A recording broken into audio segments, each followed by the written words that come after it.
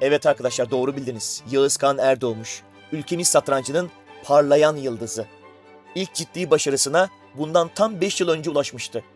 Tarihler 11 Ağustos 2019'u gösterirken 8 yaş kategorisinde Avrupa şampiyonu olmuştu Yağız Kağan Erdoğmuş.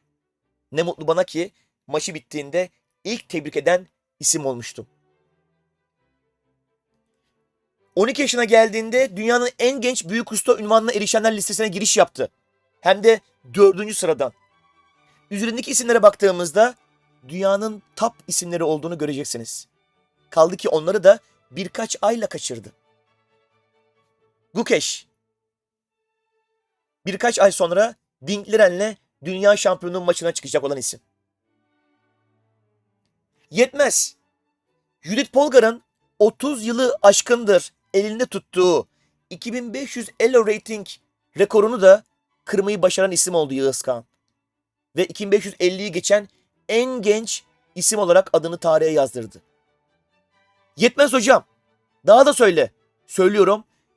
Dün oynanan Abu Dhabi Masters turnuvasında aldığı galibiyetle arkadaşlar 2600 rating üzerine çıkmış, gelmiş geçmiş. Dünyanın en genç satranççısı oldu ve bizlere bu büyük gururu yaşattı. Şu an ülkemiz satrancı adına tarihi bir döneme tanıklık ediyoruz arkadaşlar. Aman diyeyim, kıymetini bilelim. Şimdi Yağız Kağan'ın 2600 üzerine çıkartan maça bakıyoruz.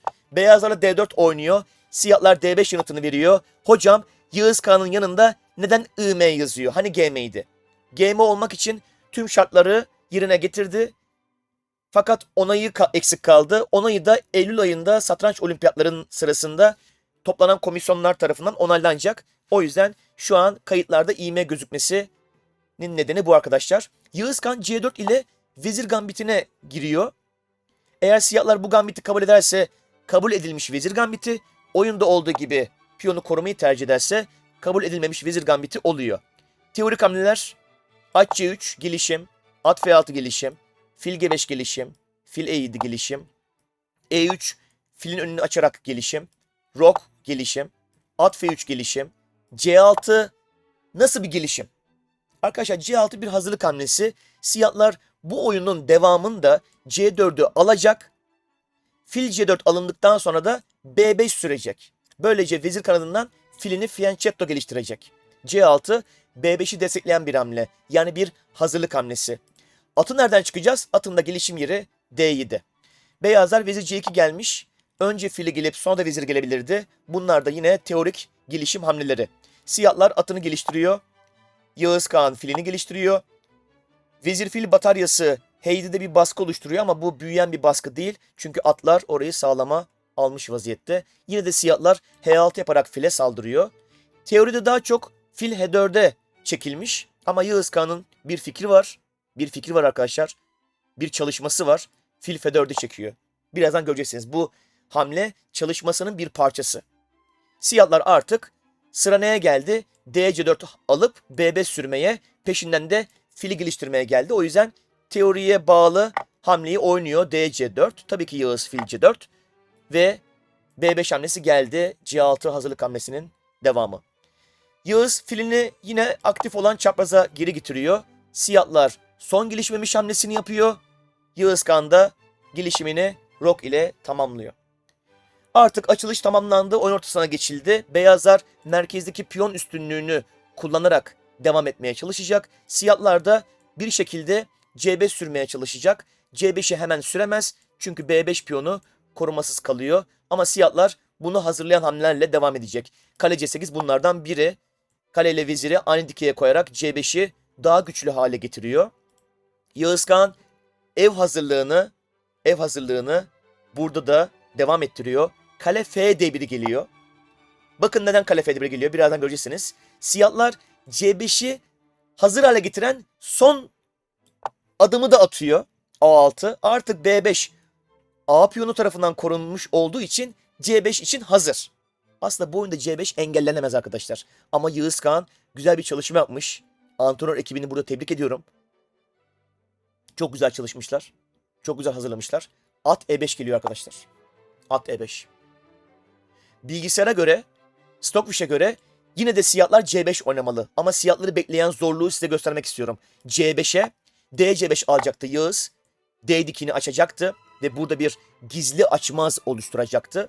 Siyahlar burada C5'i atla alamaz. Çünkü kalenin vezir olan bakışı taktiksel kazanç getirir arkadaşlar. Fili H7'den şah çeker. Kaleyle veziri alır. Ya da Stockfish burada veziri almaktan ziyade fille piyonu almayı daha çok tercih ediyor. Çünkü veziri alırken hem fil hem de kale veriliyor. Tabii makine daha materyalist hesaplıyor. O yüzden onun hesabı insani olmayabilir burada. Biz olsak vezir alırdık herhalde. Peki hocam fil C5 alınca ne var? Fil C5 alınca da yine bu dikeydeki açmazı gündeme getiren fil E4 hamlesi var. İnanılmaz bir dokunuş. Filleri değişime zorluyor ve bu değişimden sonra at E4 geliyor. Hem at C5'e saldırıyor hem de burada esas tehdit atı yok ederek D7'den at kazanmak arkadaşlar. Gerçekten burada siyahları çok zor bir oyun bekliyor. Çünkü fili geri gitse atı C6'ya gelmeler var. Arada at F6'lar var. Beyazların daha aktif kaldığı bir konum oluşuyor. Bunu masa başında çözümleyemeyen, bu hesaplamalara güvenemeyen siyahlar burada at B6 oynamayı tercih ediyor arkadaşlar. At B6 bu nedenle şüpheli hamle olarak işaretlenmiş. Şimdi Yağız Kağan halen C5'i engellemek üzerine adımlar atmaya devam ediyor. At E4 geliyor arkadaşlar. At E4 geliyor. Yine C5'in üzerindeki kontrolünü arttırıyor. Siyahlar at E4 almış. Beyazlar file 4 alacak mecburen.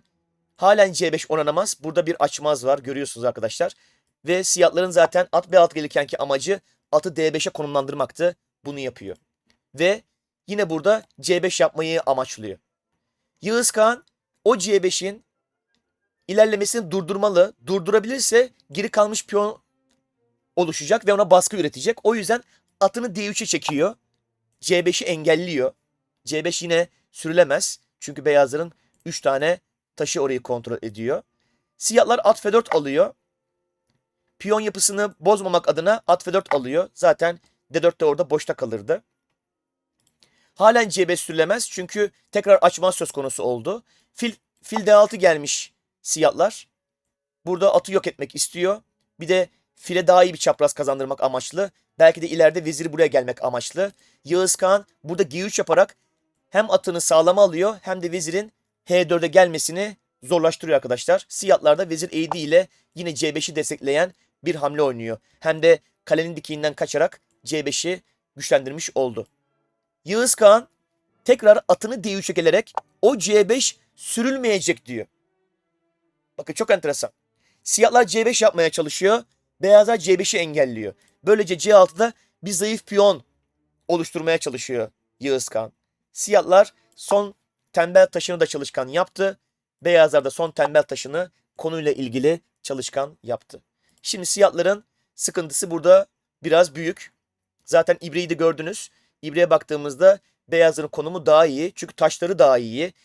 Konumsal açıdan zayıf bir kare de var. Siyahlar A5 yapmış. A5 vezir kanalında bir takım şanslar oluşturmak için tercih edilen bir hamle. At C5 artık at ileri karakol karesine oturuyor. Fili almak da istiyor. Evet bu fili yok edip C6'dan piyon kazanmak istiyor beyazlar. Siyahlar filini A8'de saklamış. Siyahların bir başka rahatlama hamlesi de E5 arkadaşlar. O yüzden E5'i kesen F4 hamlesini oynuyor Yağız. Siyahlar A4 yapıyor. Vezir kanadında alan kazanmak adına. Ve burada Yağız Kağan bu konumu nasıl daha iyiye taşıyabilirim diye baktığında diyor ki ben vezirle filimin yerini değiştirmeliyim.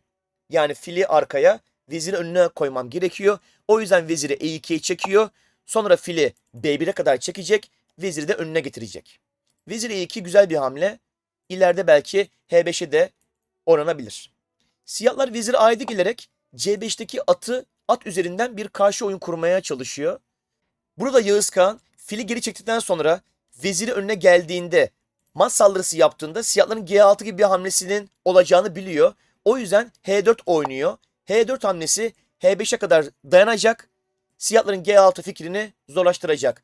Şah kanadında siyahların taşı olmadığı için böylesi hamleler çok tercih edilir arkadaşlar. Siyahlar fil E7 gelmiş. H4'e yapışıyor. Çünkü beyazların H4'ü izleyen bir fikri olarak da G4 ilerlemesini kontrol altına almak istiyor. G4 yaparsa H4 boşta kalacak. Yağız Kağan H5'e kadar dayadı. Zaten amacı G6 sürüşünü etkisiz hale getirmekti. Şimdi artık fili geri çekip vezir önüne getirebilir. Bakalım siyahlar ne oynayacak? Siyahlar B4 oynayarak piyonlarını iyice ilerletti. Burada bir karşı oyun arayışı çabası görüyoruz. Çünkü siyahların oyun kuracak bir fikri kalmadı. Beyazlar taşlarıyla konumu adeta domine etti ve beyazlar G4 oynuyor arkadaşlar. Bu hamle çoğunuza garip gelebilir. Hocam şahı koruyan piyonlar nereye gidiyor?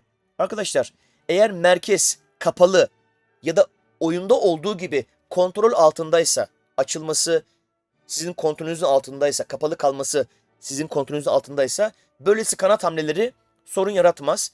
Ama teknik açıdan baktığımızda tabii ki şahın konumu tehlikeli hale geldi. Dikkatli olması gerekiyor beyazların. Oyun açılırsa, merkez açılırsa beyaz şahın konumu terste kalabilir. Siyahlar kale B8 oynuyor. Yine karşı oyun çabası B dikiğinden ve Yağız Kağan artık fil B1 geri çekiyor. Veziri önüne getirmek amacıyla.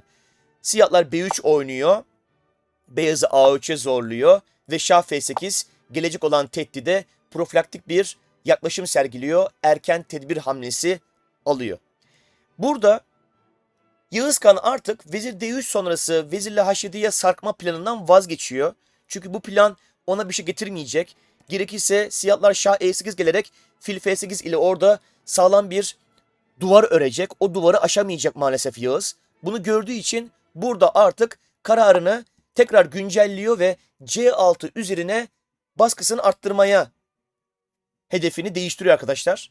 Siyahlar da kale B5 ile C5'e yüklenerek adeta karşı oyun arayışı içerisine giriyor. Şu an C5'i almak istiyor siyahlar. O yüzden Yağız Kağan atını geri kaçmış. Beyazlar da C6'ya gelen saldırıyı korumak adına kale B6'yı tercih etmiş. Yağız Kağan C6 üzerindeki baskıyı arttırmak adına Vezir G2 geliyor. Belki ileride G5 de yapabilir. Çok esnek bir hamle. Siyahlar Vezir C7 ile C6'yı korumayı tercih etmiş. Beyazlar kale C4 gelerek A4'e saldırıyormuş gibi yaparak aslında kalelerini çiftleyerek yine C6'daki baskıyı arttırmayı amaçlıyor. Siyahlar burada A4'ü korumak için fil B7 tercih etmiş. Hocam fil B7 nasıl koruyor? Şöyle koruyor. Kale A4 alınsaydı siyahlar fil A6 oynayacaktı. Kalenin son kaçış karesini engelleyecekti. Ve fil B5'ten sonra kale sıkışma ağına giriyor. Sıkışma hattına giriyor. Tehlikeli sulara giriyor.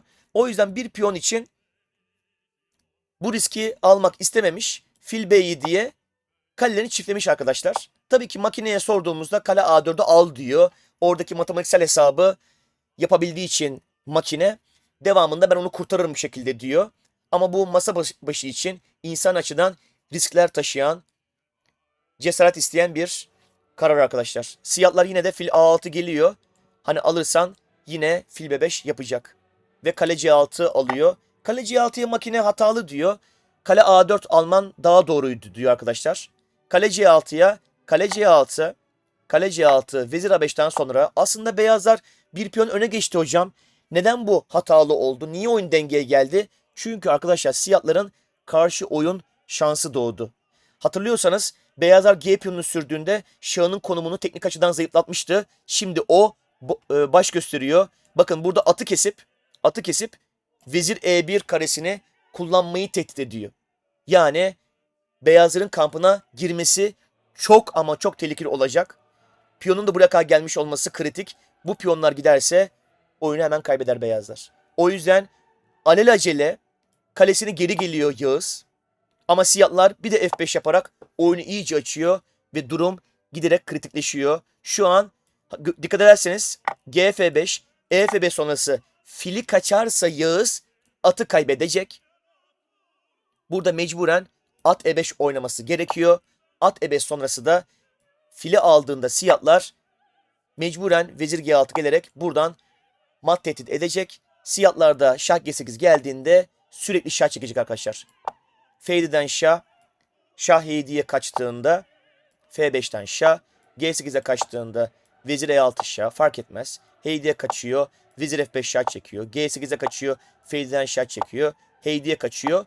Burada eğer tekrar şah çekseydi 3 konum tekrarı ile beraberlik olacaktı. Ama Yağız Kağan burada beraberliğin cepte olduğunu, beraberliğin garanti olduğunu gördüğü için, bildiği için, hesapladığı için şansını denemek adına saldırıya taş getiriyor. Şah H1 oynuyor, kaleye yer açıyor arkadaşlar. Siyahlar doğru hamleyi oynuyor. Fil F6 gelerek filini sağlam alıyor. G7'yi koruma altına alıyor. Duruma göre de atı yok edecek arkadaşlar. Beyazlar, Yağız yine şah çekiyor. Şah G8'e şimdi kale G1 geliyor ve burada F6'dan fili almak istiyor. Siyahlar burada çift soru işareti yapıyor arkadaşlar. Oyunda Vezir B6 oynuyor. Vezir B6 oyunu kaybettiren hata. Sizlere soracağım. Ama kale F8 oynayarak konumu tutabilirdi. O da şöyle tutabilirdi. At G4 gelecekti Yağız. At E6'dan şah çekmek isteyecekti. Siyahlar hemen vezirini kritik bölgeye taşıyacaktı. At E6 şaha. Şah H8. At F7'ye. Kale F7. Vezir F7 sonrası bu oyun beraberlik gözüküyor. Şöyle beraberlik gözüküyor. Fil D4 vuracaktı siyahlar. Filini feda edecekti. E D4 alması gerekiyor siyahların. Ve buradan vezirle gelerek sürekli şah çekerek siyahlar beraberliği sağlayacaktı arkadaşlar. Aksi takdirde beyazların H6 hamlesi bitirici olacaktı. Şah G2 geldiğinde vezir G4. Şah bu tarafa giderse vezir F3 vezir. Bu tarafa giderse mat olur. Bu tarafa giderse bu şekilde mat olur arkadaşlar. Şah ve mat. Bu şekilde fil koruması da mat olur. Bu yüzden mecburen H2'ye gidecek. H4'ten şah. Buraya gidecek. Buradan şah. Bu şekilde oyun beraber bitecek. Fakat geri gelelim. Oyunda kale F8'i bulamayan siyahlar vezir B6 ile filini korumayı tercih ediyor. Ve arkadaşlar burada mattan kurtuluş yok. Beyazların mata giden yolunu bulmak için kendinize bir süre verin. Videoyu durdurun ve düşünün. Evet, burada beyazlar nasıl mata gider? Evet arkadaşlar, Yağız burada önce vezir F7 şah çekiyor. Şah H8'e kale G6 geliyor. Kritik hamle buydu. Şimdi kalenin tehdidi kendisini H6'dan feda etmek. G H6 alındığında da at G6'dan mat etmek. Bunu engellemek için de siyahlar kale G8 oynamış. Buna Stockfish çift soru işareti diyor ama burada zaten yani veziri vermesi gerekirdi diyor. Veziri bu şekilde vermesi gerekirdi diyor ama bu yani çok dirençli bir oyun olmayacaktı. Yine kayıp olacaktı. Sadece biraz da uzatacaktı bu oyunu siyahlar. Kale G8 gelince burada kale H6 yine feda. G H6 almak zorunda. At G6 şah. Mat durum olduğu için kale G6 almak zorunda. H G6 aldığında vezir H7 mat istiyor. Fil G7 kapatmak zorunda. Veziri buradan gelirseniz vezir F8 mat var. İki matı engellemeye çalışan hamle fil G7 ama ona da vezir E8'den şah çekiyor. Fili kapatmak zorunda kalacak. Fili kapatınca da veziri alınca mat olacak. Oyunda siyahlar burada terk ediyor. Fili kapattığı zaman da mat olacağını görüyor arkadaşlar. Ve bu galibiyetle Yağız Kağan Erdoğmuş dünyanın gelmiş geçmiş en genç 2600 rating üzerine çıkmış satranççısı oluyor. Adını tarihe altın harflerle yazdırıyor arkadaşlar. Bu gururu bize yaşattığı için Yağız Kağan Erdoğmuş'u huzurunuzda alkışlıyorum arkadaşlar. Başarıların katlanarak devam edeceğini biliyorum ve onu daha da yukarılarda top isimler arasında görmeyi umut ediyorum arkadaşlar. Beğeni ve yorumlarınızı bekliyorum. Videoyu hype'lamayı unutmayın. Tekrar görüşeceğiz. Hoşça kalın. Mutlu kalın arkadaşlar.